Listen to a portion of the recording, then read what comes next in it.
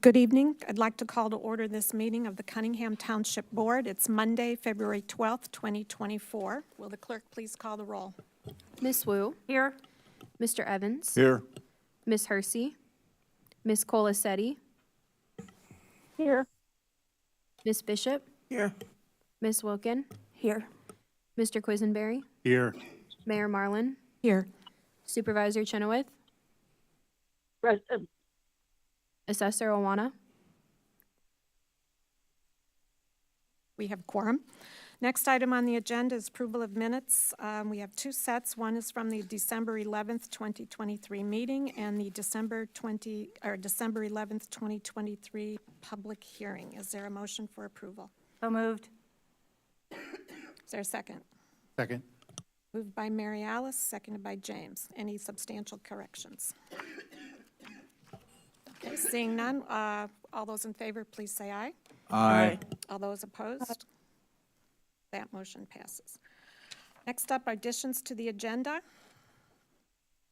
There are none. There are none.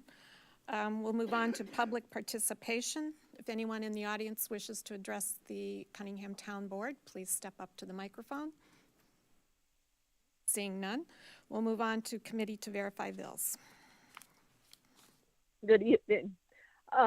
This last month, can you hear me okay? Yes. Speak a little louder if you can. Okay. Yep. Here. This past month in the town fund, we had $76,043.29 in expenditures. In the general assistance fund, we had $181,240.85 in expenditures, for a total of $257,284.14. You have the town bills in the packet in full, and I'm happy to answer any questions you have about them. Any questions for Danielle? Grace? Hi, Danielle. I apologize for not getting this question to you ahead of time. I meant to, and it slipped my mind. I see it highlighted here and just remembered. So if you don't have the answer handy, that's understandable.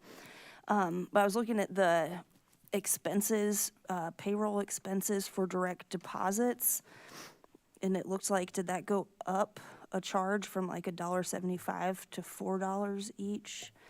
This was page 3, and again, if it's not on hand in a follow-up answer, that's totally fine. Let's see. So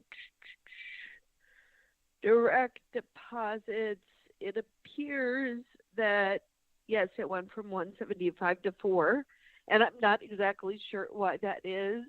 I do know that we had to do an additional layer of protection at BC Bank, a fraud protection, and so I don't know if it's related to that or not, but yes, it does appear that we are now paying $4 per deposit FUC, or wherever individual's bank is. Oh, and from bank policy, likely? Yeah, so Nicole's not at the meeting. I certainly could get back to you because I'm not aware of what the fees went up, but I could certainly look into it. But I do know that we added an additional layer of fraud protection on our bank account, so around this time frame. So that's my guess, is that it's related to that. Thank you. Any other questions? Seeing no other questions, is there a motion to approve the town fund and general assistance fund bills? So moved. Second. Moved by Chandra, seconded by Mary Alice. Any further discussion? Will the clerk please call the roll? Miss Wu. Yes. Mr. Evans. Yes. Miss Colasetti. Yes. Miss Bishop. Yes. Miss Wilkin. Yes. Mr. Quisenberry. Yes. That motion passes. Move on to reports of officers. I will be brief as I'm dialing in remotely. I'm attending some doctor appointments with my mother this week. So basically, the short version is that rental assistance and utility assistance requests are down finally after quite a sprint, and food assistance requests are up, while general assistance remains pretty steady. I did want to announce that Kyle Patterson, our senior case manager in rental, he's been managing the rental assistance program, was appointed to the City of Champaign Township supervisor vacancy position, and we're super proud of his move into that position. Very excited about working with him as a colleague across Wright Street, and we've already started to meet and discuss how we can better coordinate our programs. And we'll continue with the Rental Assistance Consortium. So I just wanted to share that piece. Jen Straub will be taking over our Rental Assistance Manager position. She's accepted that promotion. And I do have a few hires I will send out to the town board so that you can share those with your networks. I did update, as you'll see at the end of the supervisor's memo, I did update the winter shelter data. I had given you data on Monday, and we continued to do some winter shelter response. So I've updated the data points in that memo.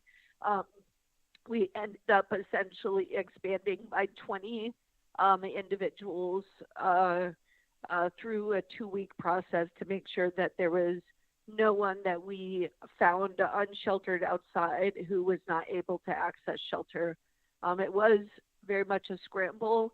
Some of the plans that were laid earlier in terms of expansion amongst our partners didn't work out because of lack of volunteers, and I continue to maintain that volunteers should not be depended on in a winter storm to expand shelter. I think it's great when it happens, but it should not be depended on. So I've been meeting with I'm on the executive committee of the Continuum of Service Providers to the Homeless. I've reported to the Continuum as a whole, to the executive committee, and in our shelter committee meetings, that we really need to plan and design and fund severe weather responses. The good news is that a number of partners who haven't necessarily been at the table in the past are at the table in this conversation, including emergency management. And so I feel like I'm hoping that we can move together as a community in addressing this issue so that we can avoid things like we saw with the young student on campus who died of the elements outside during the winter event. So I just wanted to share that piece that we'll be continuing to work on that going forward. We also our Train the Trainer program for digital navigators has launched. We have 3 trainees. They are about to start training 3 more each. So we will have a total of 12 trainees who are certified in that program by the end of the semester. And we're really hoping to have those navigators help participants as peer navigators apply for assistance in our office. So those are a few of the highlights that we're seeing. I do want to mention that there's a number of conversations around how we could expand street outreach and really develop a community responder model. I know that the Barry Dunn report, which was commissioned by the council and the city, is due to come out shortly. We haven't really been involved in that conversation, and we would love to be. And I think it's really important that the town board and the council, since you're the same body, really be looking at how best we can position Township in relation to the police department and to the other entities in the community to make sure that the appropriate responder is dispatched. I am working on a report that I'm working on with an urban planning student of looking at community responder models. And I've spoken with Law Enforcement Action Partnership because they have consulted with a lot of communities in establishing community responder models. And I'd really like to share some of that information with the town board when it's appropriate. So just want to give you a heads up that we're looking at that piece. We continue to work closely with the police department at the CIT table, and the police, all three police departments are now present at our street outreach meetings, which is great. Very happy to see that. And so we're looking to really deepen those conversations to talk about how best we can respond to calls around homelessness and mental health issues in a coordinated way with emergency responders. That's all I had, and I'm happy to answer any questions about the supervisor's memo. Any questions? Mary Alice. Hi, Danielle. I am looking at the emergency housing hotel portion of the supervisor memo, and I was curious if there was a typo or if the numbers were accurate. It says to date that 61 households have been served since the start of the program at June 2020, and 32 households were sheltered in a hotel last month. That says that half of all the people that we've helped and put in a hotel were only last month. Is that right?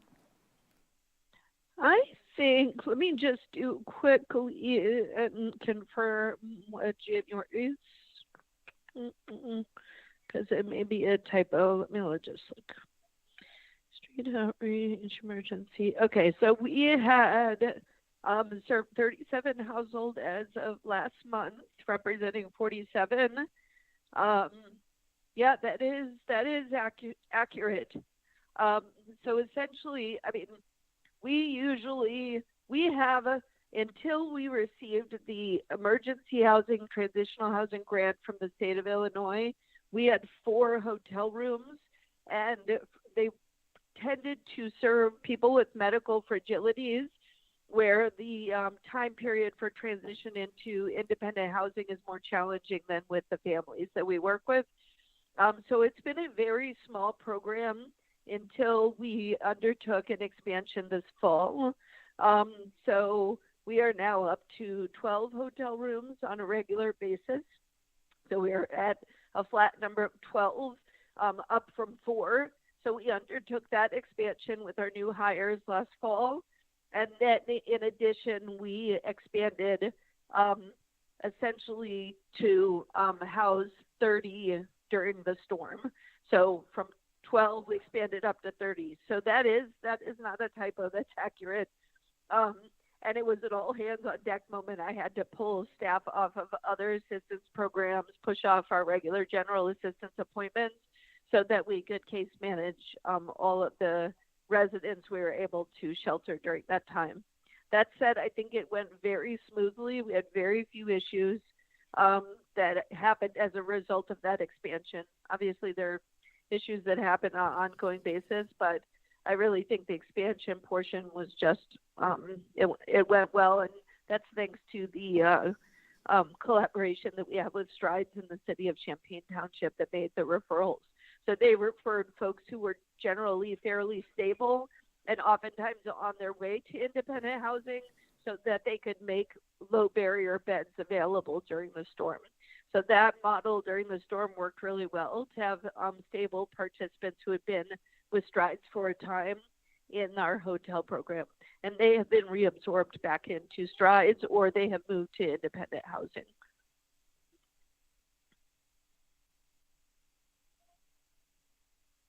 I might reach out to you a little just to verify some of it, because I think we're missing some in translation over the phone, but that's fine. Thank you for the update.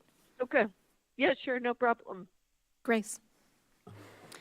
Thanks for all the updates here, Danielle. I definitely in support of your plan for some strategic planning for emergency shelters in the future, and would also agree of the importance of the township being involved in Barry Dunn's study and other community reviews, and would say to the mayor as a town board member that I hope that that is the case and it can be included to be a more holistic picture of emergency response and take winter response as a very serious consideration with community partners outside of the department for those things. And I had another thing to highlight that has a question with it. I saw the general assistance payment increase to $425 a month, and I think that's great. And my question is, are there fewer people on general assistance? Because it looks like rental assistance, you said, is also offset by lower GA. So are there less number with a higher payment currently? So if we look at the last 3 months, general assistance went from 69 active to 70 active to 64. So there has been a slight decrease in general assistance. The payment amount is set by the TANF levels. So essentially what the Township Supervisors of Illinois recommends is that whenever that TANF amount changes, that the supervisors also change. So both cities have changed to, I believe, to 425, as have most of the townships across the state. Because we estimated 100 participants on general assistance, which is, I expected that to be an overestimate, but during the pandemic, we were at 175 at one point. So we're never quite sure where we're going to be. So I had estimated at 100. So even with the increase, the financial projections I'm showing show that we will be under budget on general assistance. We will be over budget on rental assistance, and we have requested a budget amendment with Urbana ARPA funds to be able to provide additional rental assistance in this year. We understand that once those dollars are expended, they're gone. But we feel comfortable as we watch the trends in the trends in rental assistance. We are seeing a gentle decrease in rental assistance over time. And so if that continues, for example, this past month, our rental assistance amounts, the number of applications was only 25. If you look back to the summer, it was 65, 50, 49. So we tend to see a lower amount in the winter, especially January, but we're also generally seeing a decrease in trend. So at this point, I am not concerned about the rental assistance budget, partly because we can also reduce the number of months that we provide. Right now, we provide 1 to 4 months. It's rare that we provide 4 months. We typically average 2 months of assistance in rental assistance, but the supervisor, I'm in a position where I can adjust the program expenditures based on where we are in the budget. At this time, I'm not recommending that because we still really are in a stabilization mode with rental assistance, and we want to avoid those evictions. Thank you. Jaya, did you have questions? No, I'm good, thank you. Okay, thanks. Any other questions? Thank you, Danielle. We'll move on. Yep, thank you. Is there any unfinished business? There's none listed. There's no new business on the agenda, so with this point in the meeting, we will call for an adjournment. And this will be followed by the City Council meeting starting at 7 o'clock. Thank you. Thank you so much. Have a good evening.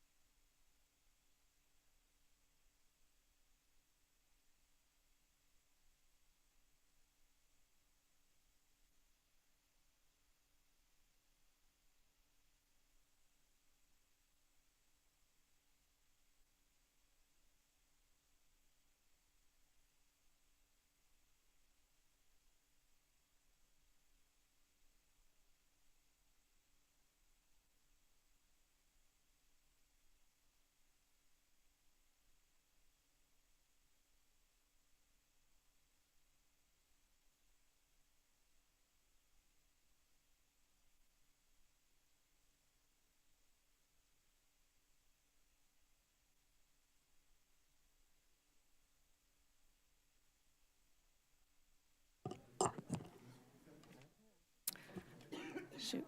Good evening. It's 7 o'clock. I'd like to call to order this meeting of the Urbana City Council. It's Monday, February 12th, 2024. Will the clerk please call the roll? Miss Wu, Here? Mr. Evans, Here.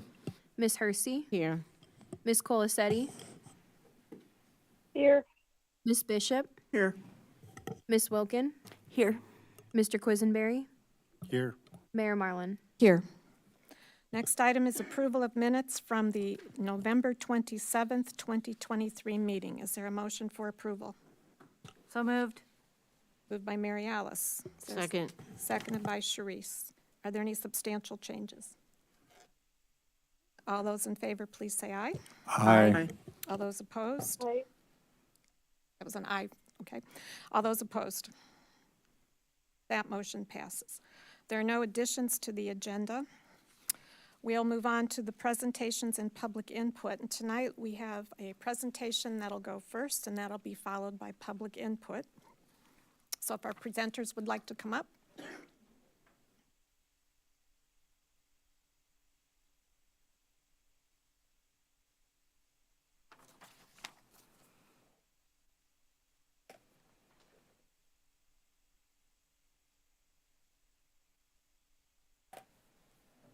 While they're pulling up their report, I'd like to introduce our speakers. It's Carly McCrory McKay. I apologize for the misspelling on the agenda. Carly serves as Executive Director of the Champaign County Economic Development Corporation, and also she chairs the Willard Airport Advisory Committee, which is a board that is composed of public and private entities. City of Urbana is represented on that board along with other area communities and some private organizations. Also speaking tonight is the Director of Willard Airport, Tim Bannon, and Jack Penning, who is with Volaire Aviation, and he's the airport consultant who has been working very closely with Willard Airport and the advisory committee over many years now. And if you can't tell, well, Jack, I know, is a U of I graduate. I'm not sure about Tim, but Southern Illinois, okay. Anyway, they will be presenting on minimum revenue guarantee for leisure air service, which will be a new service at Willard Airport. The council is not taking action on this tonight. We're simply getting an overview from this group, and then this will be brought to will be on next week's committee of the whole agenda for beginning consideration of the topic. So go ahead. Hello, Tim Bannon again, Executive Director, Willard Airport. Thank you for having me back. It's been about a year, maybe a little bit over a year, so good to see everybody. Been with the airport for about 6 years, 5 as the director, and as many of you are aware, many changes have happened at Willard Airport regarding air service and the overall climate in the industry. Air service has never been more competitive than it is today, especially in small markets like ours. Our airport team has been focused on preparing the airport for the future. We just undertook a master plan, took over 4 years to complete. In 2022 it ended. It found that our airport is ready for the future. Our runways, taxiways, facilities, and our terminal is ready. That geared us right into applying for some federal funds to enhance our security screening checkpoint processes. If you've been through the airport, you'll see the checkpoint's kind of in a bridge between the two sides of the terminal.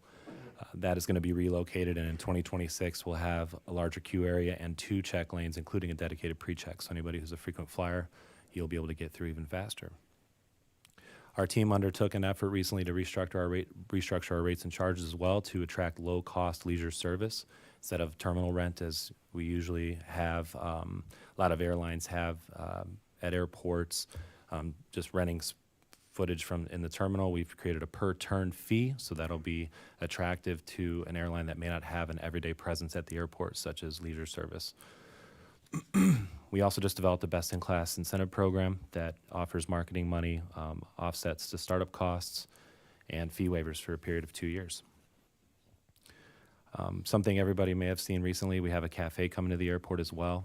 We lost Einstein over the pandemic, and we just signed a 5-year agreement with a new company Iron Grove Cafe have our coffee robots, so that'll be really exciting for our passengers, and they're going to scale with us. As we grow, they will grow, no doubt. So I'd like to pass it back to Carly. Thanks, Tim. All right, so we are here to talk about the opportunity in front of us for adding leisure air service to Willard Airport. And this is something that has certainly been, in general, a top priority for our community for a long time. But we've been hard at work to be able to prep for this moment, making a lot of improvements at the airport, and it takes a lot to be able to do something like this. So Tim mentioned something like our incentive policy, but there's also a lot of infrastructure planning that has to be put in place and able to support this new service. So this is something that from the community side and certainly from the Willard Airport Advisory Board that we are focused on moving forward, not only retaining the existing air service that we have, and we're very grateful to American Airlines for that service, but continuously looking for opportunities to expand as well. So we're sort of looking at this from a very high level perspective. We have sort of three key areas that we're focused on and know that this will support. First and foremost is business retention and attraction. So air service development, commercial air service is something that gets asked on every single business meeting that we have, on every single request for proposal when companies are considering this community. It is a top priority for businesses. At the same time, we also know that this will give us the ability to bring more tourism to the community. So attract more visitors here, but also attract additional conferences here as well. And then another key component to all of this too is just talent attraction. So, we've been here talking about some of the programs that we have in talent attraction, working with our employers. This is something that comes up quite a bit when new talent is considering our community. And we are a community that is attractive for remote workers. And so there's been a lot of changes outside of our control in the airline industry. And so having the flexibility, especially around leisure air travel, is a key component to being able to attract and retain remote workers here. So those are some of the high level things that we are thinking about and talking about and prepping of how we know this can ultimately be successful here in the community. And so what we're out doing sort of a few weeks ago, we kicked off this effort for developing a community minimum revenue guarantee, which Jack is going to get into the details on. But ultimately, the University of Illinois has committed $500,000 for this guarantee, and we are out seeking support from the community to essentially match the university's initial commitment. It is our goal to be able to accomplish this in early spring, so by April 1st, because we are in ongoing conversations with the airlines, but we also have some really important face-to-face meetings coming up in the spring with the airlines. So we are building the case, building this community minimum revenue guarantee so that we can go meet face-to-face and put our best foot forward to be able to attract this leisure air service. And now I'm going to have Jack dive into some of the details. Great. Thank you, Carly, and thank you so much for allowing us to come and speak with you tonight. To tell you about my role, I am managing partner of Volair Aviation. It's a firm that I founded almost 8 years ago. We have about 200 years combined experience in recruiting air service to communities like Champaign-Urbana. I am a University of Illinois graduate. I can remember when we had TWA and US Air and all of those airlines here because that's when I was in school. We are the preeminent consulting firm in the state of Illinois. For me, this is a passion project working for Willard Airport because this is where I'm from. My parents met here. They both went here. My sisters went here, and I went here too. So this is an important project for us. So where we are today with service, we have service to Chicago and to Dallas.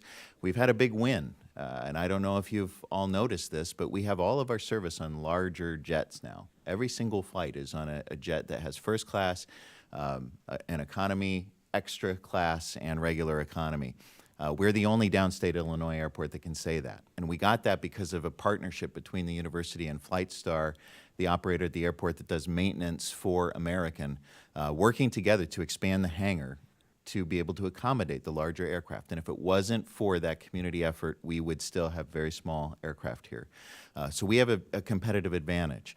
Bloomington, meanwhile, has lost Frontier Airlines. They've lost service to Detroit. They've lost service to Minneapolis.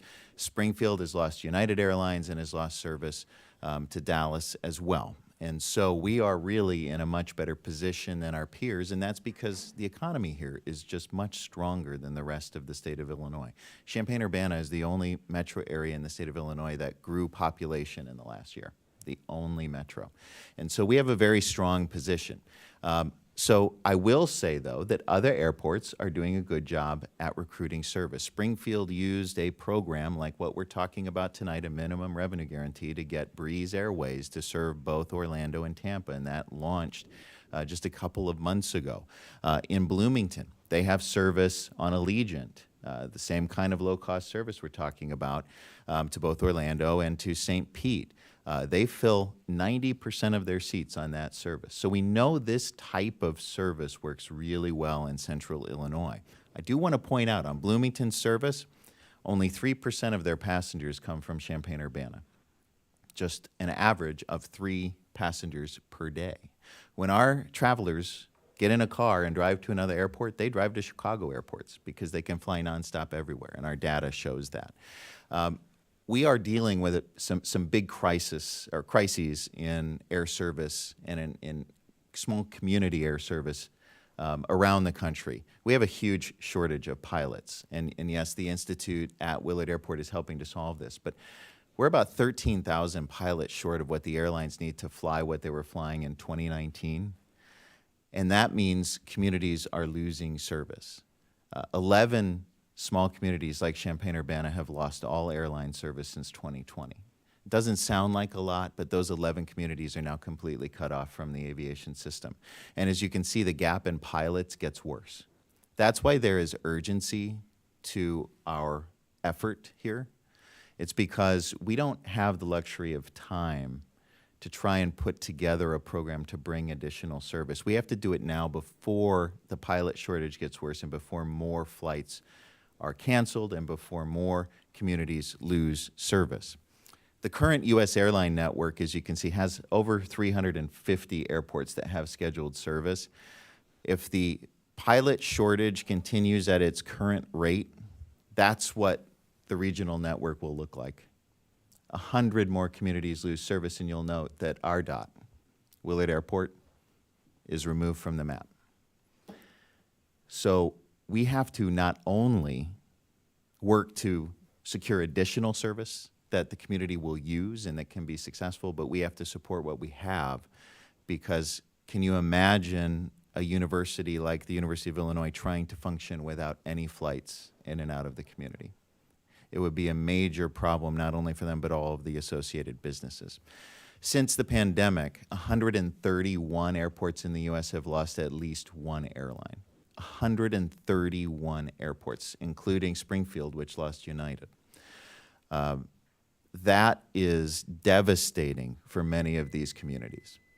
And so this is really what we're fighting against. Do you have more to, I just have a couple other points, if that's okay. is it all right if we extend the time to let them finish? I would move to extend another 5 minutes. That's good. All I those in can do favor? it in 5. Yeah. I blame the two of them for, no, I'm kidding. So the project we're talking about, a revenue guarantee, we're not talking about subsidizing an airline. What we're talking about is something that all of the communities you see on that map have done in the last 6 months. And that is, we come to an agreement with an airline for service in specific markets.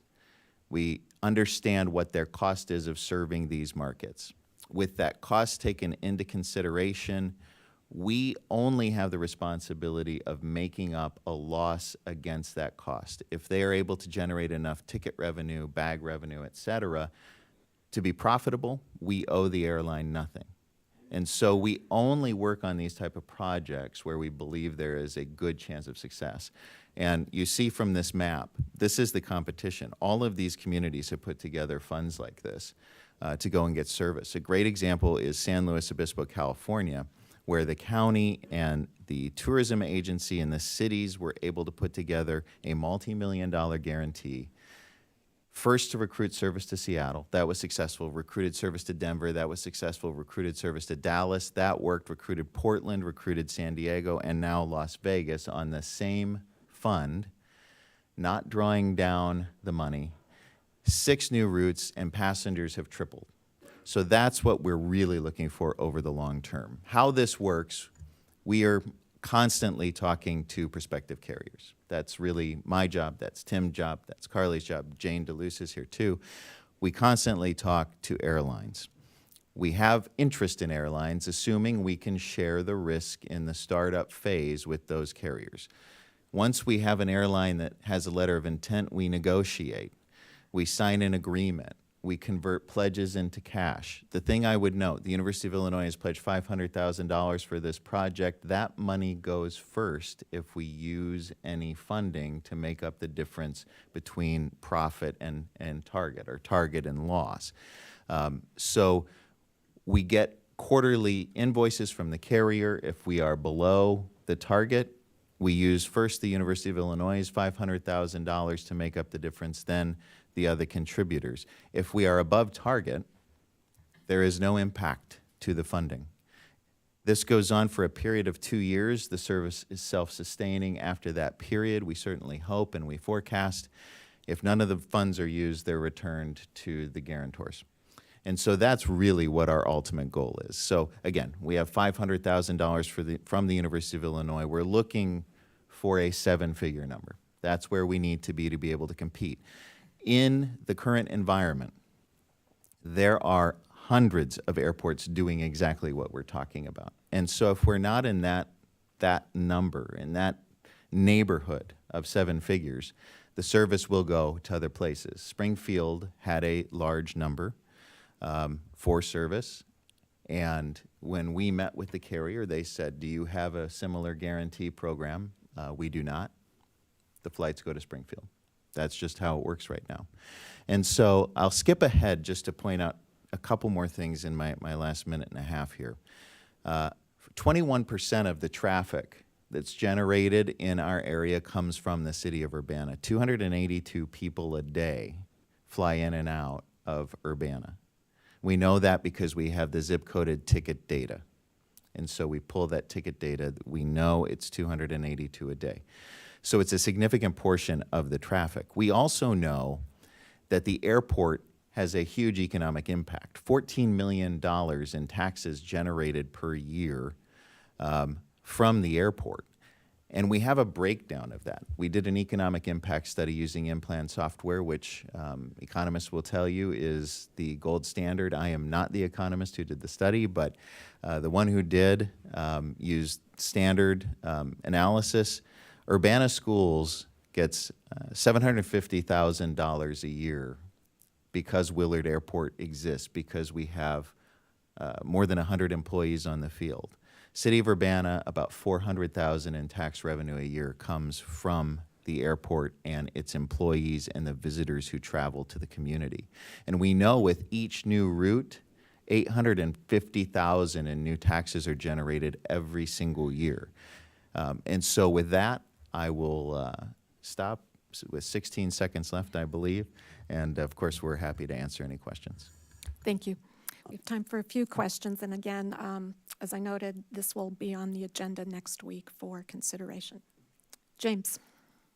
Yeah, thank you for this presentation. I did want to mention when you talk about attracting remote workers, I want to make it clear to everyone who might be watching that we're talking about people who live in Champaign-Urbana and are working for someplace else, someplace where they might get a higher salary, but want to take advantage of living in a Midwest college town and the housing prices that we have. That's what you're talking about when you talk about remote workers, right? All right. So the other question, I have a lot of questions, but we don't have time for them all. But one of the things I wanted to ask about is, are we expecting this leisure airline to operate year-round, or is it seasonal? Yes, we're looking at year-round service, and our goal is to have more than one route. Okay. Thank you. Other questions? Mary Alice. So without getting into the details of numbers, I'm assuming, can you tell me roughly how many flights per day you would expect and roughly how many seats? I mean, that's certainly going to impact the amount of revenue. And we're talking about large aircraft, so anywhere between 136 and 190 seats per flight, so mainline jet aircraft. So these are unlikely to be daily flights, more likely to be between 2 and 4 times per week to each destination, timed Thursday, Sunday, Friday, Monday to get the peak of service. What we've noticed in our day of week data, we're very, very weak on Tuesdays and Wednesdays, so we don't want flights on those days. There's not much demand. We want the other days of the week.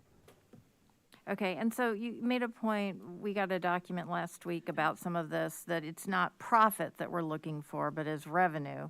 And if I can just try and summarize what I thought I heard you say, is we know that there's kind of a cost of doing business, so to speak. And then the amount above that is where we say you should earn $250,000 minimum per quarter? Is that how that works? So basically, we negotiate the cost of each flight segment. So maybe it's $11,000 from here to Orlando. The revenue on that segment, if it's above $11,000, we don't owe anything.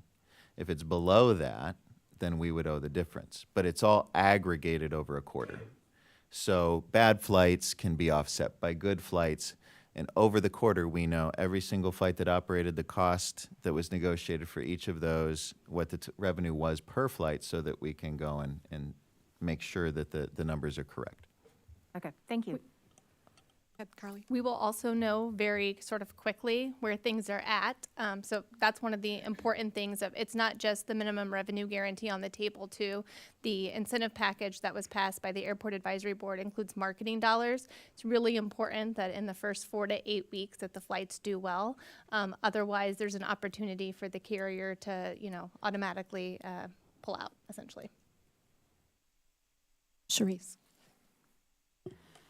So, is it your hope to draw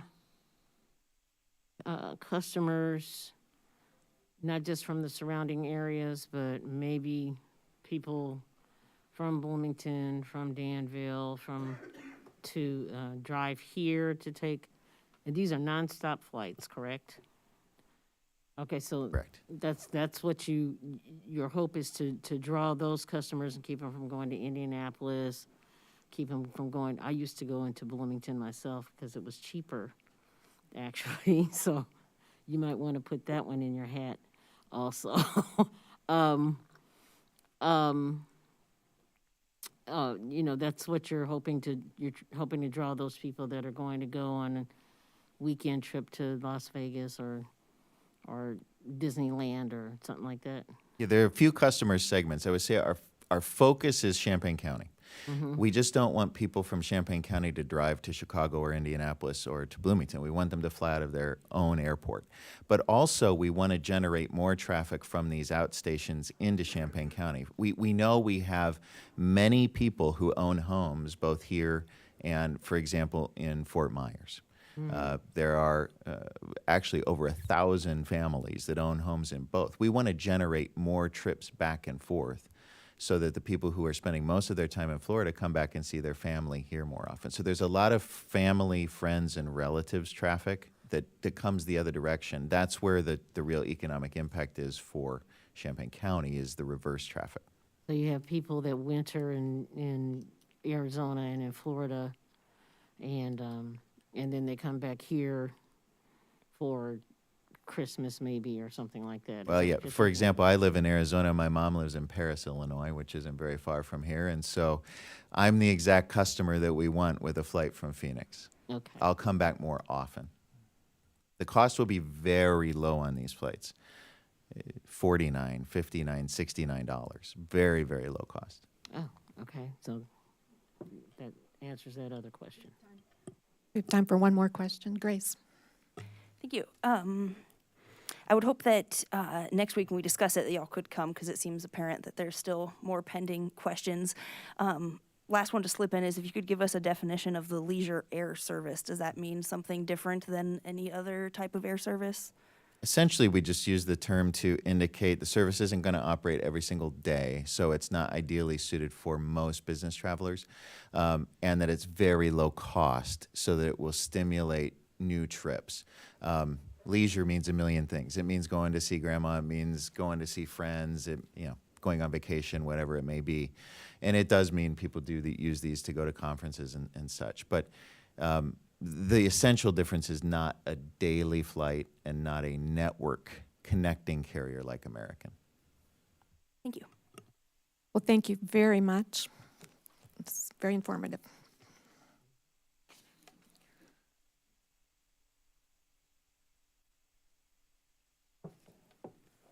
Okay, we'll move on to public input.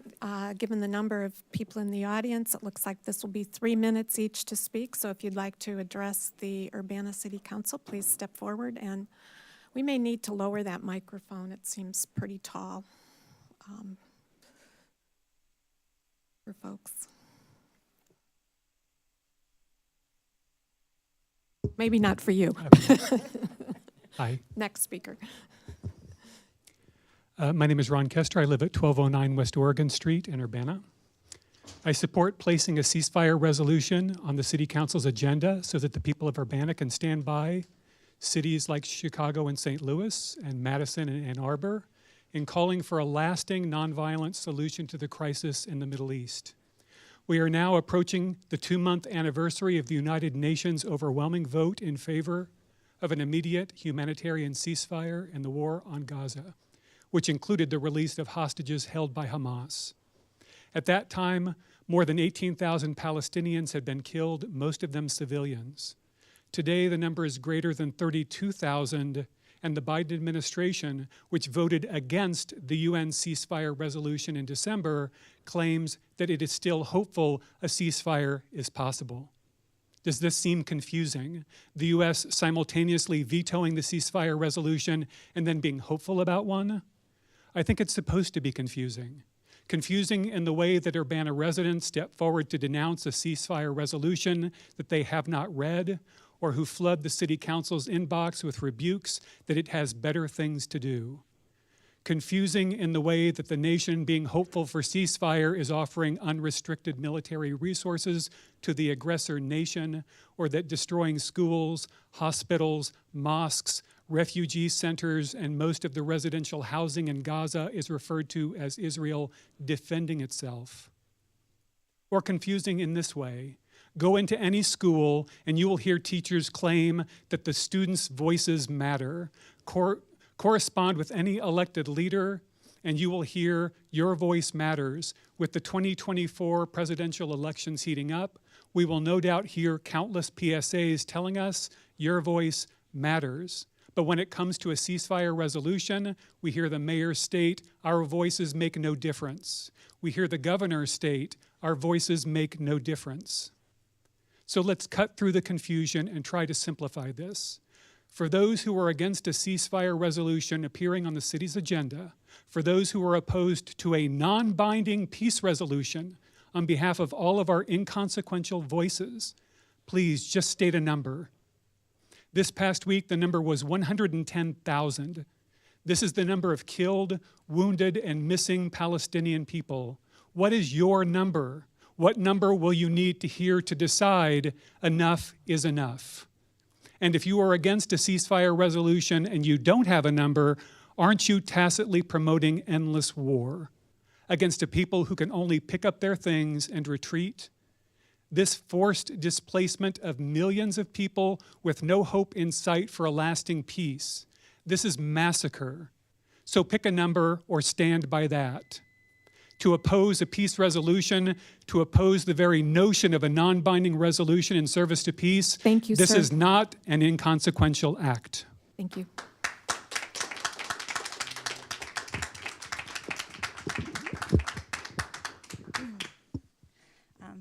My name's Amy Odell. I've been a Champaign-Urbana resident. Ms. Odell, can you speak closer to the mic? Yep. My name's Amy Odell. I've been a Champaign-Urbana resident for the last 20 years. I'm a Jew that believes Israel should exist and has the right and responsibility to protect its citizens. I do not believe that Hamas are freedom fighters or that they are justified in their actions on October 7th.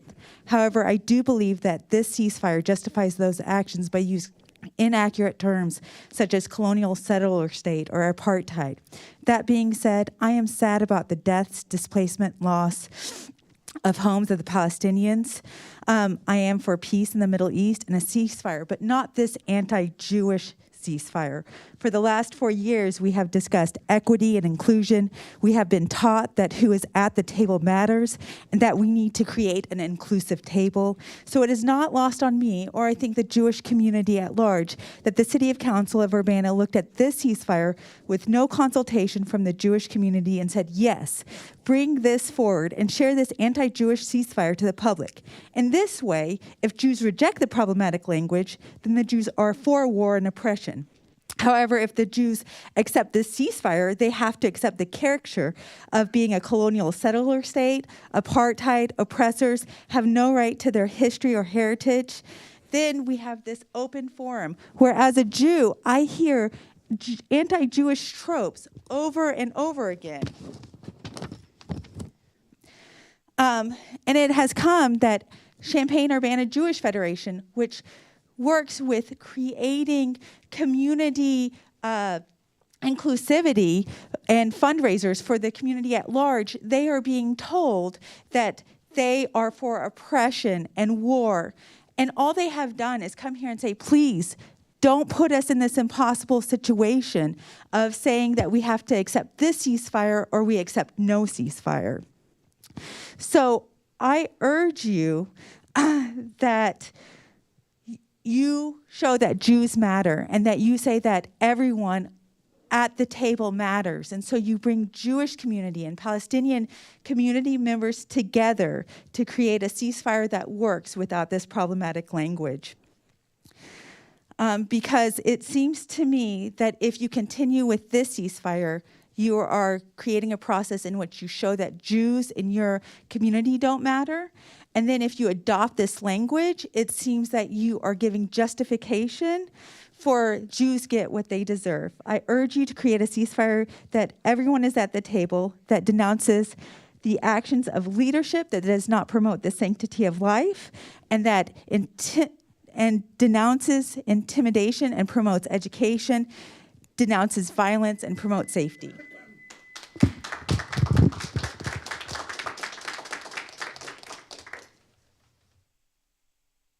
Hello again. My name is Inbar Lazar. I am concerned that the city council... Ma'am, please speak into the mic a little bit more. Oh, sorry. Okay. Is it better? I am concerned that the city council may consider a divisive resolution about the Israel-Hamas war. Such action will only further inflame tension and re-traumatize our impacted community. Instead, council should take steps to bring the community together and solve the crucial challenges facing our city. I have 3 kids, 2 of them are UIUC students. I am concerned for their safety. I directed them to not put any flags on the window and hide their identity because of all the hate spreading around. The threatening graffiti and vandalism around campus not only spread hate, but also wasted campus police resources, time, and money. I'm asking you to stand with the entire community. Say no to spreading hate, and say no to divisive resolutions. Furthermore, the city of Urbana should take action and create unity events that will provide a safe environment for community members to talk, discuss, and get educated about the situation in a balanced and honest way. Instead of using public input time for these discussions, where a real dialogue cannot take place and the precious time of the council members is taken, create places for dialogue specifically on this issue. There is so much misinformation spreading around, and this is not the time or the place to share history, context, and facts in a 3-minute speech. People are following TikTok, Instagram, instead of educating themselves with real facts. Another point that I would like to talk about is that Israel had already few attempts to negotiate a ceasefire, but Hamas was not cooperating and didn't accept the Paris framework. It looks like Hamas doesn't want ceasefire.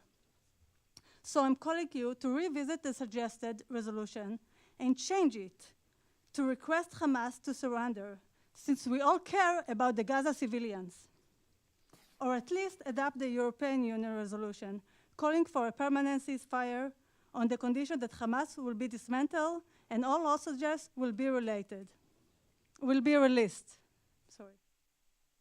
Other than Hamas, a terror organization, everyone else, Israelis and Palestinians, will benefit from such a resolution. Thank you.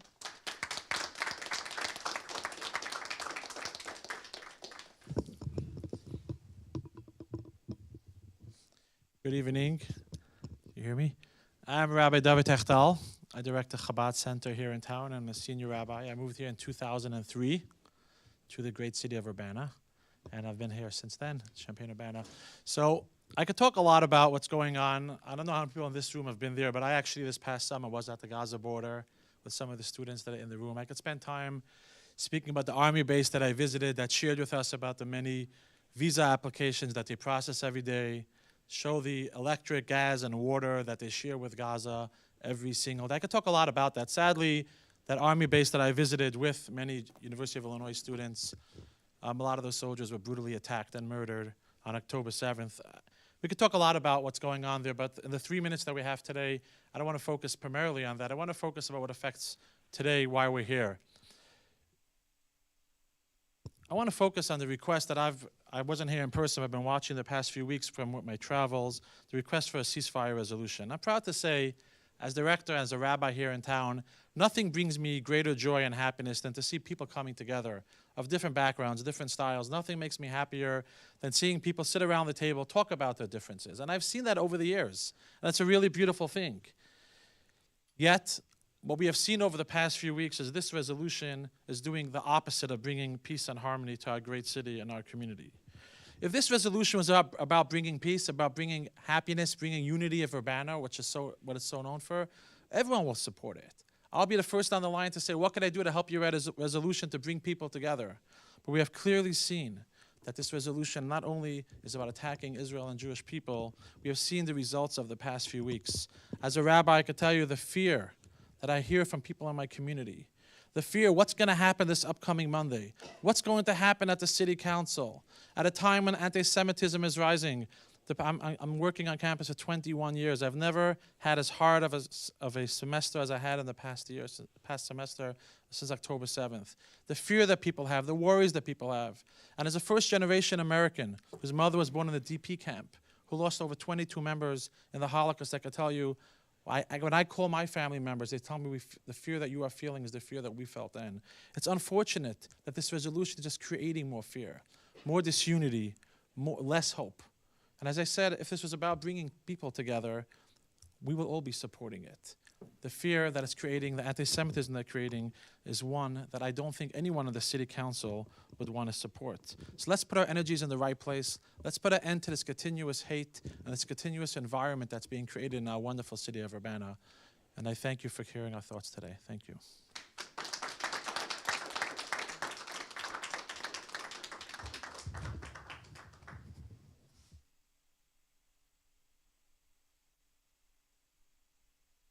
My name is Benjamin Kosman, and I'm an Urbana resident from Ward 7, and I'm here to speak against the proposed ceasefire resolution. I believe that nobody in this room truly wants war, death, destruction. So the debate here isn't over whether there should be peace. Of course there should be peace. But do we want a fragile peace where Hamas is still in charge and Hamas will shatter the peace as soon as they've regained their strength? Or do we want a lasting peace where Hamas is gone? The European Union recently passed a resolution which calls, quote, for a permanent ceasefire and to restart efforts towards a political solution, provided that all hostages are immediately and unconditionally released and the terrorist organization Hamas is dismantled, end quote. Now that resolution continues for several pages, and I certainly don't agree with all of it, but if that were the resolution you were considering, I wouldn't be standing here opposing it. Instead, you're considering a resolution which is utterly one-sided. Among the resolution's 21 whereas clauses, not one even mentions that Hamas is a terrorist organization. The resolution's 8 be it resolved clauses include both calls for action and expressions of solidarity, but not one calls for Hamas to cease its terror. Not one calls for Hamas to release the hostages. Not one even stands in solidarity with the hostages or with other affected Israeli civilians. So as you listen to arguments tonight that this war is horrible and we need peace, well, that conclusion is right. This war is horrible and we do need peace. But you aren't being asked to vote peace, yes or no. The question before you is, should Urbana adopt this specific, very one-sided resolution? And the answer to that question is no. Thank you.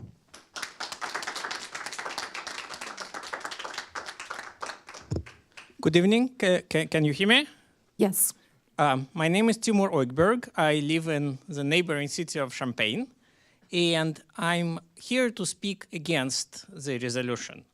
In my reading, the resolution is overly critical of Israel and not sufficiently critical of Hamas. In fact, the previous speaker said this more eloquently than I could ever do so.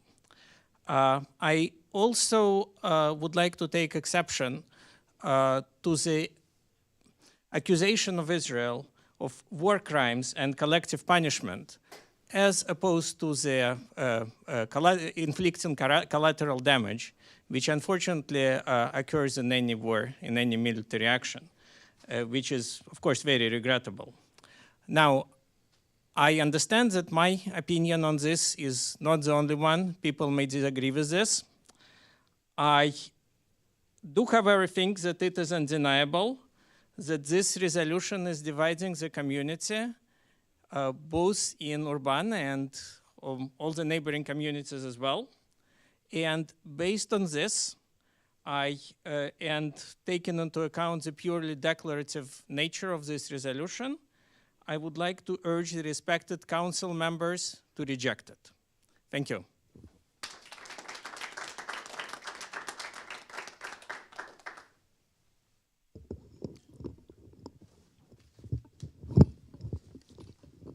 I used to be tall. My name is Diane Gottile. I'm from Ward 7. Ms. Gatto, could you speak into the microphone, please? My name is Diane Gottile. I'm here representing myself. I've lived in Urbana since 1962, plus 2 years as an undergrad in the 1950s, so obviously I'm old, and I'm also tired. As for me, citizen involvement in public policy began when I attended the March on Washington in 1963, riding the Freedom Train from Chicago to join in protesting the continuing legacy of discrimination against our Black Americans. It continued in 1972 when I was arrested during a peaceful demonstration at Chanute Air Force Base protesting American involvement in war in Vietnam. It ramped up when in 1967 I saw the existence of the tiny Jewish state of Israel threatened by the armies of 5 neighboring Arab countries, and I became a Zionist. That is, someone who believes the Jews have a right to that tiny state in the midst of the Middle East. And I might mention that along the way, I got a doctorate in international relations. I worked in criminal justice for over 10 years, advocating for community-based corrections and alternatives to incarceration, a field I left when, sadly, we began building jails and prisons across the country and finding people to put in them, for if you build, they shall come. And I thank Governor Pritzker for recognizing this. I could go on with my bona fides, but as you see, I'm a bit of an old radical, a credentialed one at that. Therefore, I'm all for the City Council passing resolutions on issues of humanitarian concern. But we would be living on Mars if we didn't know the true purpose of city councils and other such governmental bodies passing resolutions calling for a ceasefire in Gaza. Thus, I would probably not be here if there was a proposal for the Council to pass a resolution calling for the terrorist group Hamas to release the Israeli prisoners and surrender to Israel, something that would probably have caused the Israel Defense Forces to stop the terrible aerial bombing and would have prevented them from even entering Gaza, having left there over 20 years ago. I close by saying that I trust in our President and our Secretary of State, both of whom are working very hard to end the humanitarian crisis in Gaza brought on by Gaza by Hamas. And I call upon the City Council to leave this matter to them rather than to pass a symbolic resolution that is at its base anti-Israel, and I read it.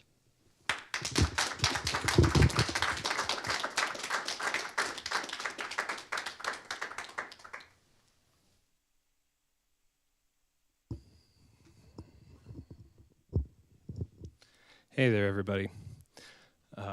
Good to see you again. I am so glad to hear so Could many you state people. your, excuse me, could My you name is state your Ben name? Jocelyn. Thank you. And I live right here in Urbana, was born here. And yeah, so I'm so glad to hear that many people in this town are saying that they are willing to support and anxious to support a ceasefire resolution if it's not the one that I drafted with a friend. When I came before you October 16th, that's when I first called for peace. I got the opportunity to draft and write something, and before the measure was seen, you received hundreds of emails that were against ceasefire. So forgive me if I'm a little skeptical of the people who said if the measure looked different, they wouldn't have opposed it. I never thought that I would draft something that would go unrevised when it got voted on by your governing body.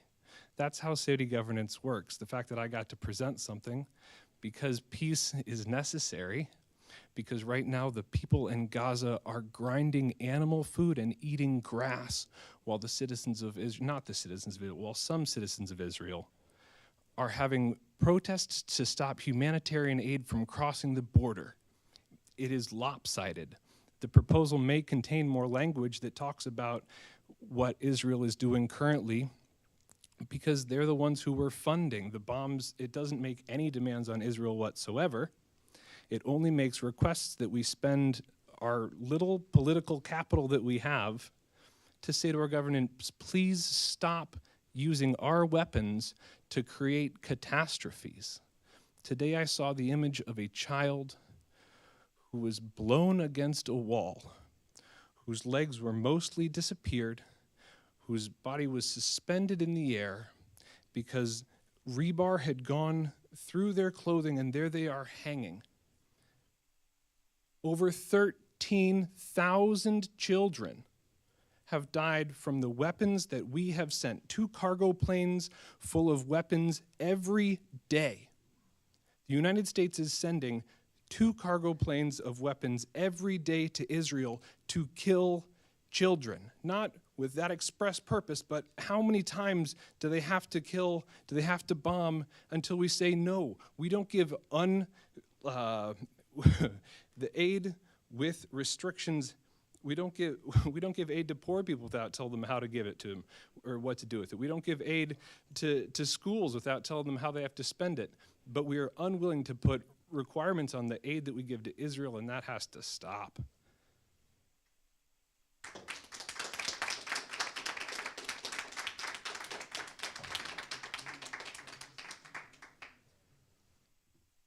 Hello, my name is Kate Kruswick, and I'm a resident of Urbana. I have a lot I want to say today, so I'll try to be fast. As of, I believe, last night, they have started bombing Rafah. I don't know if you know, but Israel has been telling all civilians that you should go south to Rafah, the southmost point in Gaza. That you will be safe if you go there. And now they are bombing it. They're planning a ground invasion. Does this not sound like ethnic cleansing or genocide to you? What else could it be? I also want to talk about apartheid. I know a lot of people said that Israel is not an apartheid state. A lot of human rights organizations, including Human Rights Watch, Amnesty International, and some experts at the UN would disagree with that. Israel has 2 different justice systems, 2 different legal systems. If you're Palestinian, you are under the military legal system. And if you're Israeli, you're usually under the civilian criminal legal system, meaning that if you are an Israeli and you commit a crime, let's say manslaughter, you could get 20 years in prison. If you're a Palestinian, you could get life. I don't know if that sounds like anything but apartheid to you. Additionally, Palestinians are not allowed to move freely throughout their own territory.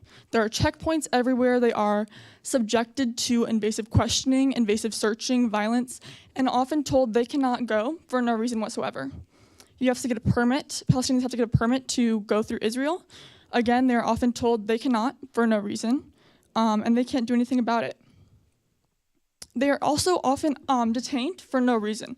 They can be detained for long periods of time with no charge, no trial, but they're Palestinian, so it's considered okay in the eyes of Israel.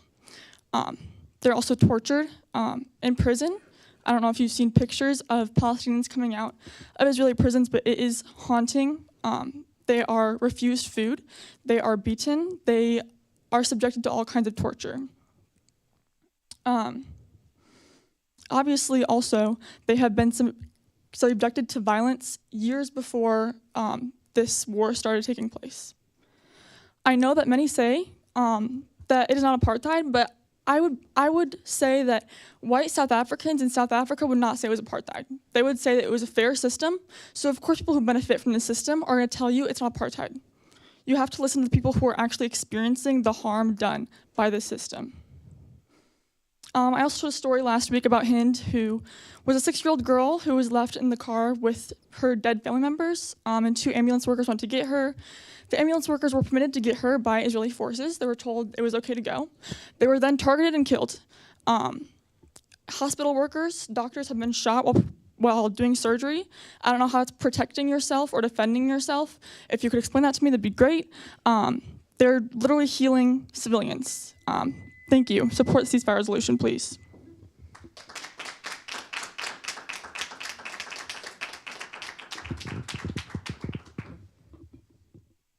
Itai Segev, 410 West Florida Avenue. I still oppose this ceasefire resolution. I feel it is bringing a lot of division. And I certainly oppose the text of this particular one.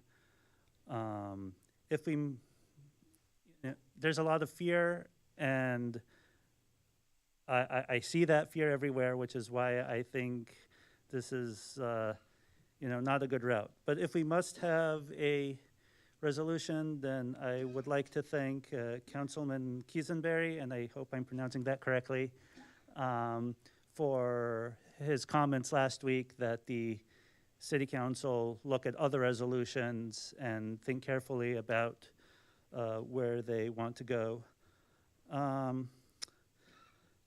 One speaker has probably made this point better than I will earlier this evening, but I do want to make explicit there have been a number of speakers in recent weeks who want to clarify that there is a diversity of opinion within the Jewish community, and there are those who support this resolution.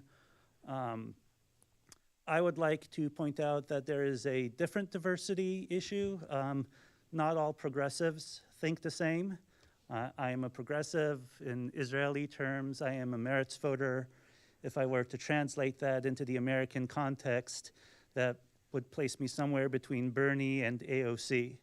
And yet, I am strongly opposed to this particular resolution because I feel, as I explained last time in greater detail, that it makes a number of invalid points and comes across as certainly anti-Israeli and also anti-Jewish. And so I think that's everything I want to get into this week. Thank you.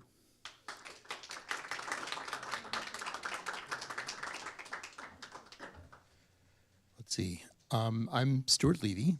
I'm an American Jew. I live in Champaign, but I work and shop and so on in Urbana. Let's see. What do I want to say? So I'd spoken in previous weeks, so I'd like to speak in support of some sort of resolution calling for a ceasefire.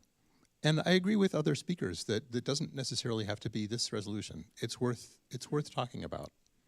And I also am really heartened for all the argument on one side and another in this, that people have come before the city council and spoken their minds about it. I think that's a very positive thing. I think it's much better that we're doing this way rather than to leave existing injustices unquestioned and undiscussed. To bring this home, like, why should the city council address a question of foreign policy? So Trita Parsi was interviewed on Here and Now a week or so ago after some U.S. servicemen in Jordan were killed in the spreading war in the Middle East. And one of his comments is that the U.S. has made a miscalculation that we could allow Israel to do anything that it wanted to do to the Palestinian population without consequences, and that would not lead to a wider war. And he pointed out that this calculation is now clearly wrong. So do we as Midwesterners want to live with the consequences of a spreading Middle Eastern war? I don't think so. Some people here who oppose the resolution this week and in other weeks have said that, well, the solution would be for Hamas to disarm and hand over the hostages, and basically to surrender. And that is not how peace happens. When for one belligerent in a conflict to just call on the other belligerent to surrender, that isn't the way that a peace negotiation works, and it wouldn't work in this case. I guess I will stop with that. Thanks for your time.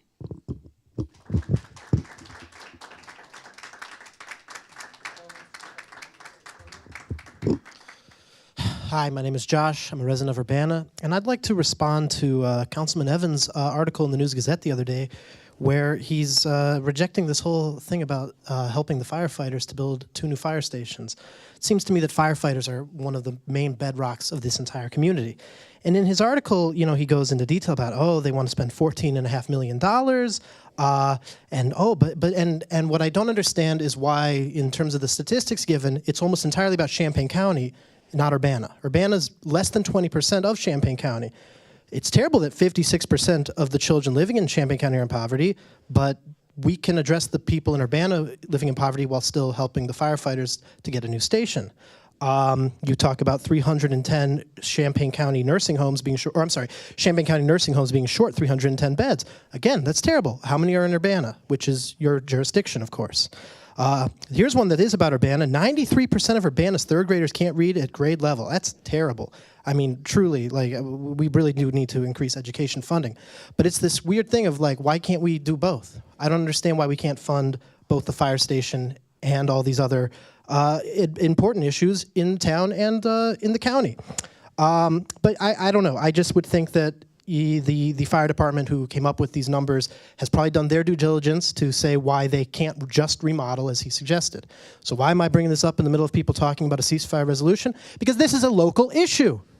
And the ceasefire resolution is not a local issue. Plain and simple. This is what we're taking, I don't know, 2.5 hours every Monday, and it's going to continue going for the foreseeable future, I predict, because people on both sides want you to do something or don't do something. And the fact of the matter is, it's wasting your time. I know people get upset when people say it's wasting their time, but this is true city business. And a resolution, one way or the other, whether it's the one presented by Ben Jocelyn or some other form, it makes no impact, I'm sorry to say. So let's focus on local issues, such as debating a new fire station or not. And, you know, just to tie back to the resolution, I think about when I woke up on October 8th in Jerusalem, and my apartment building was on fire because of an electrical fire in the building. I woke up to fire alarms, got downstairs, and within 10 minutes, brave firemen and women showed up, okay? These are brave people who, on the day after the largest massacres of Jews since the Holocaust, got out of their beds to continue serving their country and helping the people who need them. So help the firefighters and focus on local issues. Thank you very much.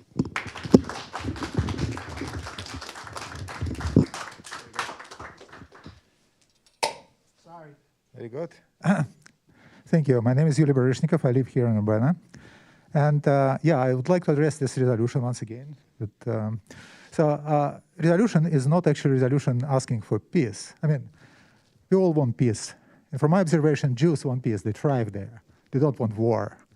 Resolution is a collection of editorial condemning Israel for various crimes, and then a couple of calls to the United States government to stop the support of Israel. Am I correct, Mr. Evans? Mr. Evans, you were supporting this resolution. Am I correct? Yes? We can't talk. Oh, you can. No, as a matter of clarification. Not at this time. No. As a matter of clarification, I can ask you a question. Okay. No, this you're is not a afraid to ask. dialogue, but please Okay. continue. So anyway, so it's not a resolution in support of peace. It's a resolution to condemn Israel. So why you're specifically focusing on condemning a Jewish state, I don't know. It's up to you. However, there is not a word indeed on condemning the government in Gaza. The peace can be achieved in a flick of fingers if the government in Gaza release the hostages and disarm the military formations. It is as simple as that. They don't do that, and our city in this resolution won't ask them for that. So this is a war, no question that it's military confrontation between two parties, two states, and the resolution proposes to support withdrawal of, resolution asks for withdrawal support of the United States to one of the states and says nothing about the other. In other words, the resolution obviously sides with the government of Gaza. So let's just look. Okay, so you hate Jewish state for one reason or other. Flawed democracy, no more flawed than this country, still liberal, free country. What's happening on the other side? Hamas, the governing body, like the primary governing organization in Gaza, is the organization where the notion of political dispute is throwing the opponents off the rooftops. It's the organization whose charter asks for the state from the river to the sea to be not a free state. They're asking for Islamic state. They're asking for theocracy. So you're asking for a murderous regime, a theocracy, wants to establish, forget about Jews. Again, I know you don't care, Mr. Evans, I know you don't care about Jews. However, you're asking for a regime which will be governing Palestinians for future. And all our fire-wearing, cosplaying, resistance cosplaying crowd is okay with that? I think it's wrong. I think just to support Palestinians, we should draw this resolution out and forget about it. Thank you.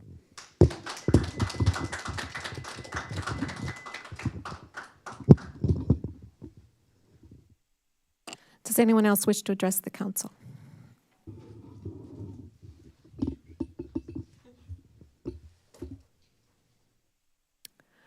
Okay, seeing none, we will move on to council.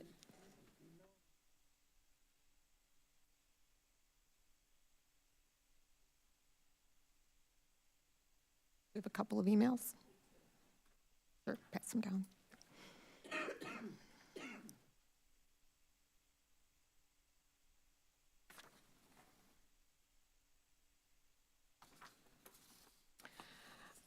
My name is Sophia Sampson. I'm a local community member. I support a ceasefire from October 7th until January 30th, 116 days. At least 26,751 Palestinians have been killed, including over 10,000 children. Israeli officials have time and again clarified their intent for Gaza: genocide, destruction, and ethnic cleansing. When the larger bodies of government fail to represent the will of the people have every right to call on local governments to recognize the needs of the majority. We call on you now. We want and need a ceasefire. The city of Urbana might not have control over the war, but the council has complete control over whether they recognize the voices of the people they've been elected to represent. The last email is from Ruth Kantorovitz. Dear Urbana City Council members, it's now clear that the naive and misinformed ceasefire resolution proposed to the Council on January 8th needs to be revised. The underground world of terror in Gaza and the oppression of the civilian population above by Hamas has since largely been exposed. The underground structures, the incredible structures underground used hospitals, schools, mosques, mosques and UN buildings above to supply them with electricity, running water, and other services. This multi-billion-dollar underground world was built with the purpose, as declared in the Hamas Charter, to destroy the state of Israel, kill the Jews, and never negotiate peace with Israel. More truths about Hamas' oppressive regime have emerged from Gaza. For example, Hamas leaders have taken for themselves billions of dollars from the aid money for Gaza, and Hamas militants are stealing humanitarian aid, beating the civilians in the process. I propose a new revised resolution should 1, request Egypt to immediately open its border with Gaza to let in Palestinian refugees. 2, call for the immediate release of all hostages in Gaza. Call for the immediate and unconditional surrender of Hamas and Islamic Jihad. Condemn Hamas for the October 7th massacre and for refusing to accept peaceful paths to a better future for Gaza's long-suffering population.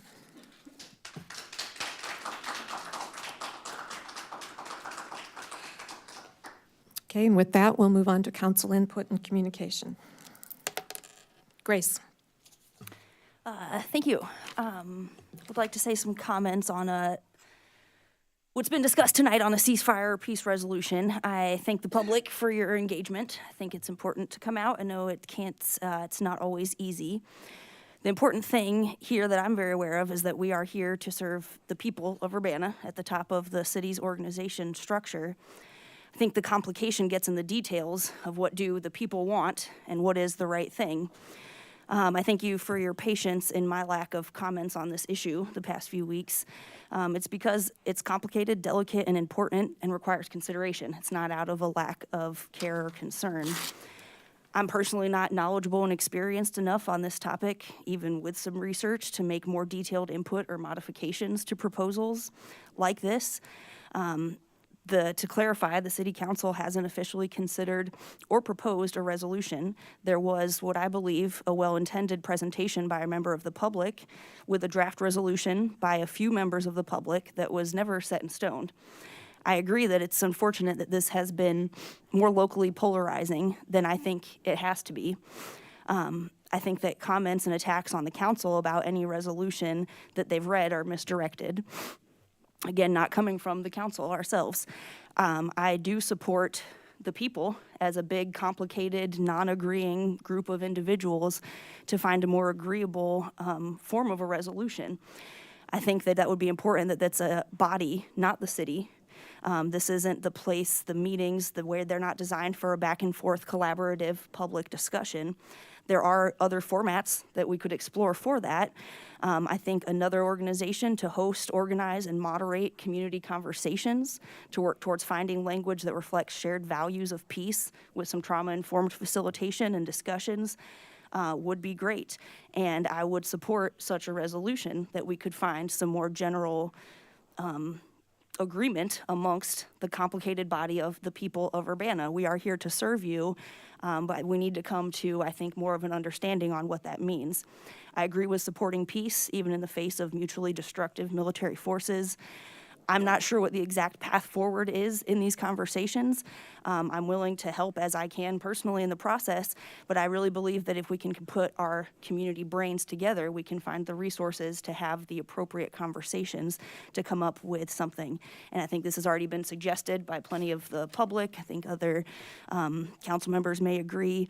So it's nothing new. I'm in support of it, and I really hope that we could find some more agreement, and I hope that we don't continue to have more local polarization, because I think we do have a lot of shared values here. Thank you.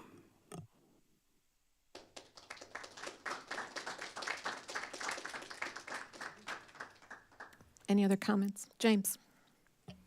Yes, thank you. And it has been through all of the public comments over the last several weeks that my intent in this has become more clear. I have talked to Ben Jocelyn. I have talked to a leader in the Jewish Federation. I've engaged in that conversation. I believe there is a statement calling for peace, calling for the release of civilian hostages. I believe that there's a resolution that could call for accountability for leaders who have neglected the sanctity of human life in this process. I think we can find our way there. What I don't think we have, and I've heard several people talk about this tonight, and I've talked to several of my colleagues on council and otherwise about this, is a facilitated forum for a discussion. Our meetings are talking at each other, right? There's no conversation going on here. And so I am looking into, we have the University of Illinois, great institution, an institution that is working this through with its students and its staff and its faculty right now as well, that I think can be a resource for us to look for both a place and some professionals to support us to have a broader conversation, to find the things that we agree on about this. Because I hear a lot of agreement about the desire for peace, and I think we can find a path. Thanks.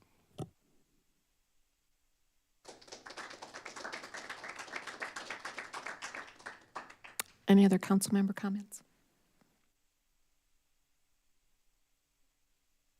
Did want to call your attention to materials that were on the dais. These are new publications from the Office of Human Rights and Equity. They focus on educating both the members of the public as well as members of the apartments, rental property owners on housing rights, fair housing laws, and the fact that discrimination is illegal regardless of income or location, and many other factors. So there's new information, contact information, and these are being distributed around town. We also have larger versions of these posters being sent out to the property managers and owners in the area. So any questions, contact the Office of Human Rights and Equity. All right. We have no unfinished business. We'll move on to reports of standing committees. On behalf of the Committee of the Whole, I would like to make a motion for the approval of the following resolutions and ordinances in the consent agenda. Resolution number 2024-02-002R, a resolution approving an intergovernmental agreement to accept a justice assistance grant. Ordinance number 2024-02-006, an ordinance vacating an alley, north and south alley, between 704 and 706 East High Street. An ordinance number 2024-02-007, an ordinance vacating an alley, north-south alley in the block bounded by North Weber Street, Railroad to the north, North Lynn Street, and the east-west alley north of East Main Street. And an ordinance number 2024-02-008, an ordinance vacating an alley, north-south alley west of 606 East Green Street. All those for a motion for approval. There's a second. Second. Moved by Mary Alice, seconded by Chris. Will the clerk please call the, or moved by Chris, seconded by Mary Alice. Will the clerk please call the roll? Miss Wu, Yes. Mr. Evans, Yes. Miss Hersey, Yes. Miss Colasetti, Yes. Miss Bishop, Yes. Miss Wilkin, Yes. Mr. Quisenberry.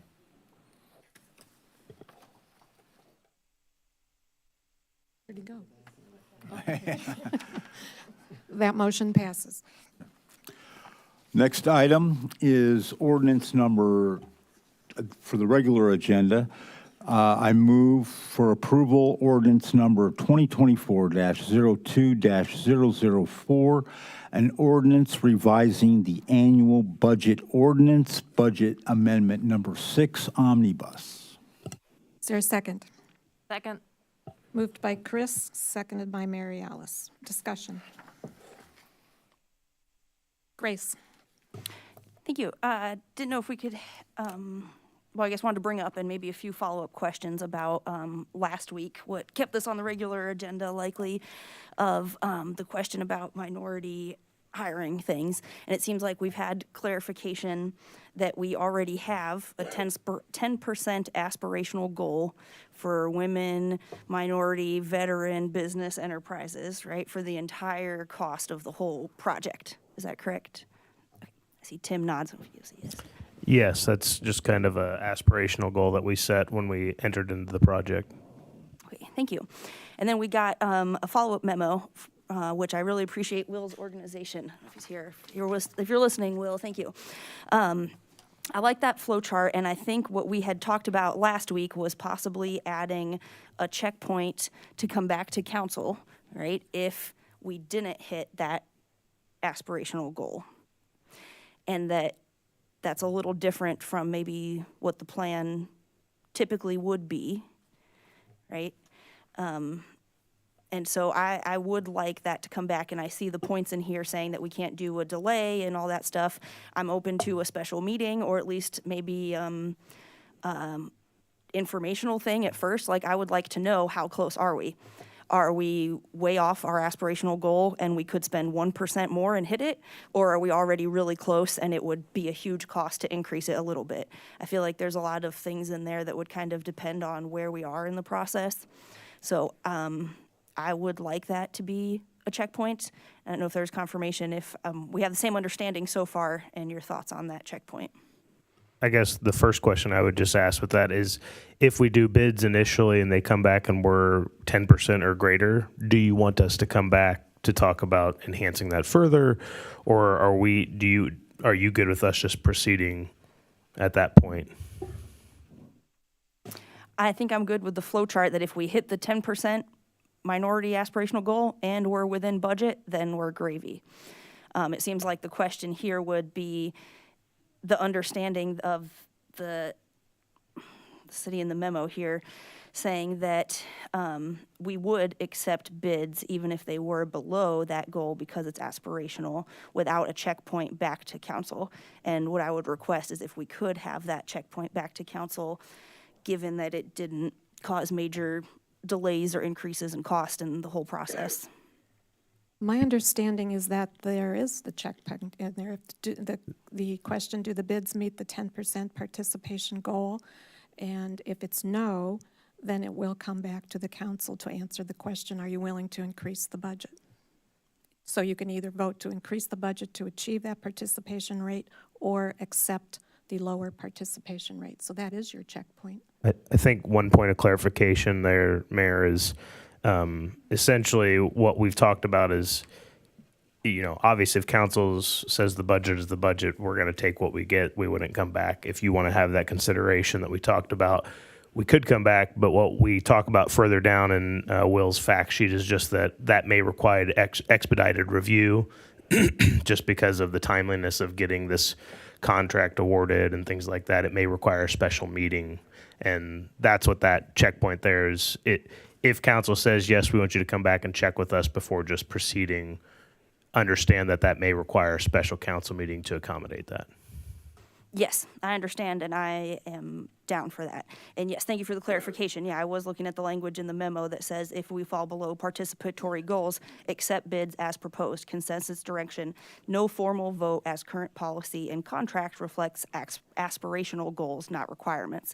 So the plan seemed like to move forward, and I understand that with the timelines and request that it comes back for that checkpoint. Carol. I just want to add one maybe final point of clarification, that the second full paragraph on the second page, if bids come back above budgetary authority and or below MWVBE goals, staff will come back to council with a few possible options for consideration. That is intended, the language below that are those options, so it would still be council's option. It's not that staff would exercise that discretion without coming back to council if the bids were below the participation goals. But one of the options is number 3. That help? Yes, thank you. Yes, so I hear that is our plan, to check back with council if we're below the participatory goal and see where to go from there. And I'm willing to do special meeting things, and wondering if other council members also feel that we're okay with this, or if there's any additional binding language that they feel they might like. James? I'm okay with the flow chart as it's described and the words as it's written in the summary, and I'm okay with, if we're not meeting those things and we have to give council input, having a special meeting called on whatever the notice is, 48 hours or 72 hours. I'm happy to come in and talk about it if it doesn't work out. Is there consensus for special meeting if you need one? Yeah, I would support it. No, I would support a special meeting if necessary, but I would just want to add that I would like to see, if we're falling below the 10% goal, some documented good faith efforts that we require on anybody else. Thank you.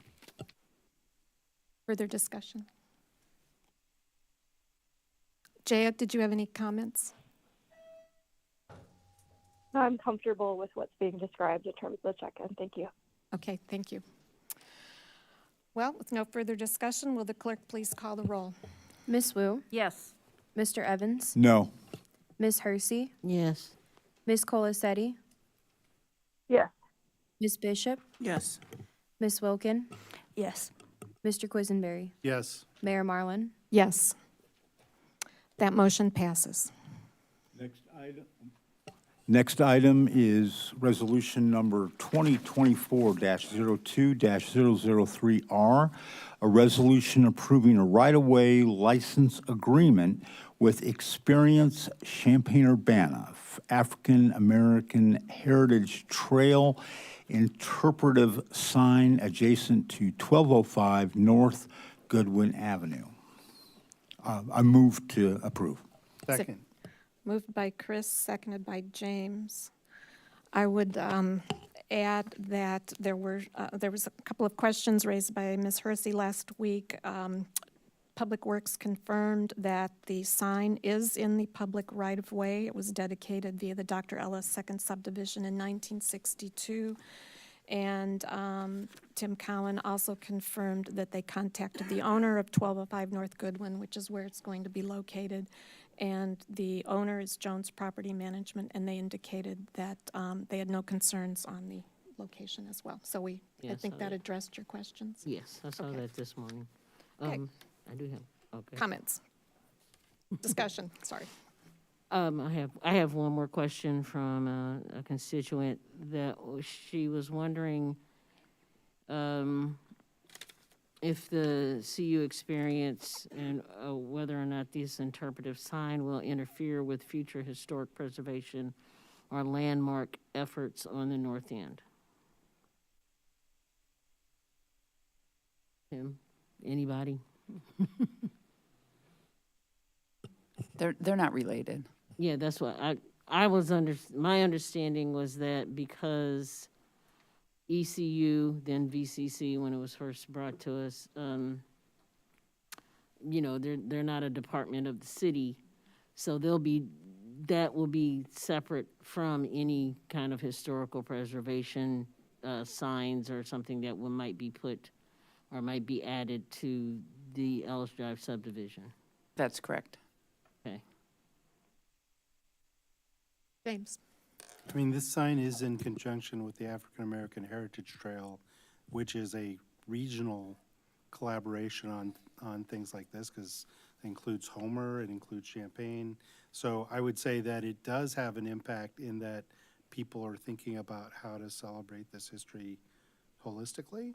And we've had a presentation on the African American Heritage Trail for this body, and I've seen it several other locations. I think their vision includes multiple places and will unfold over time. So in that sense, I think it does have an impact on potential future things. But you know, if there's a preservation or another recognition that is the responsibility of the city, I don't know why we couldn't go ahead and proceed with that.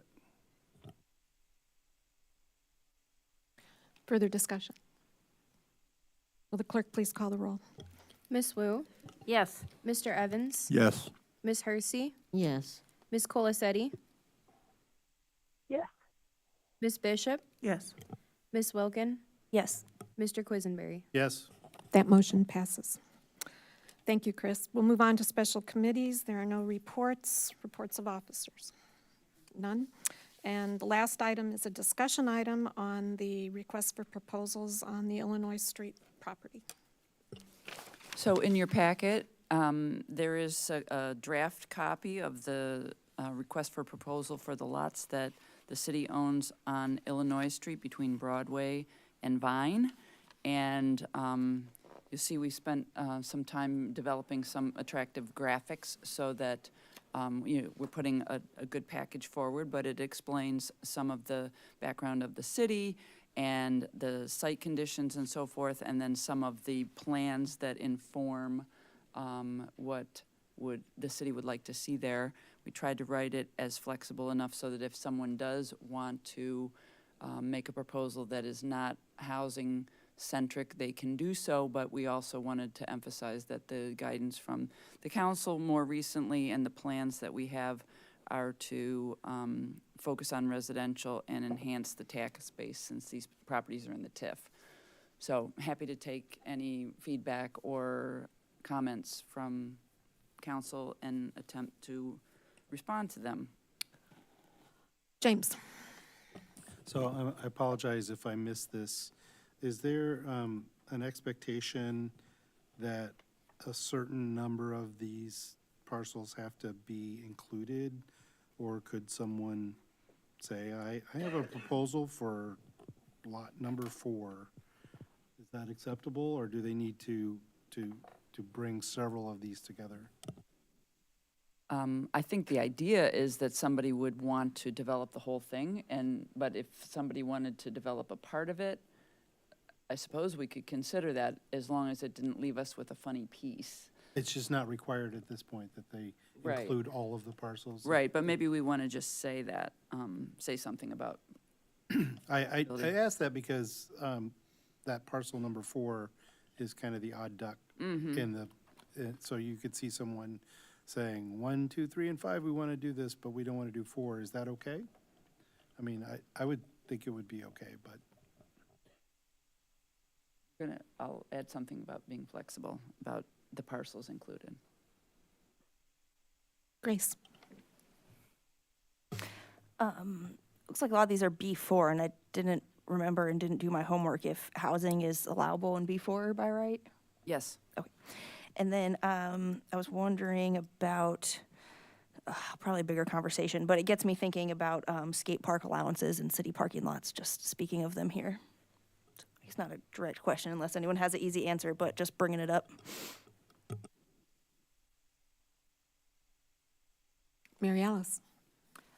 Is the intent for this to be similar to the 200 Vine Street request for proposals, in which basically the city sold the property for $1 to the developer in lieu of them being able to, is it a similar idea here?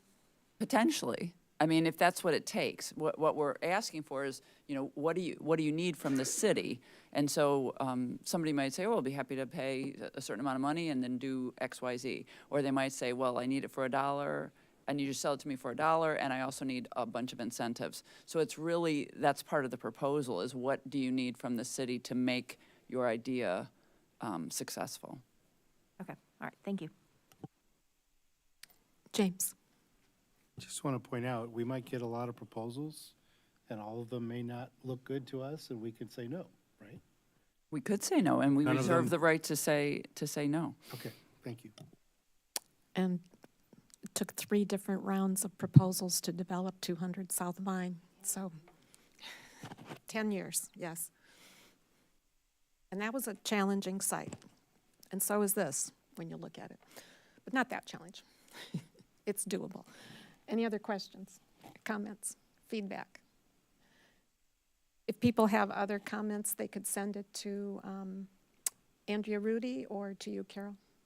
Yes, in the next couple of weeks. I don't know when we're going to be sending it out, but certainly not in the next 2 weeks. James. This is in Ward 5? It's directly south of Lincoln Square. Is it, Chandra, is it in your ward? Do you have any concerns about it? Okay. Just from an historic perspective, it used to be homes on this property, and oh my God, it's probably been 20 years or more when some of them were torn down with the intention of redeveloping. And so this is an historic moment to actually get to the point where we are seeking proposals. So. Any other questions, comments? Okay. Well, no further business before this council. This meeting is adjourned. Thank you to the firefighters who are attending tonight.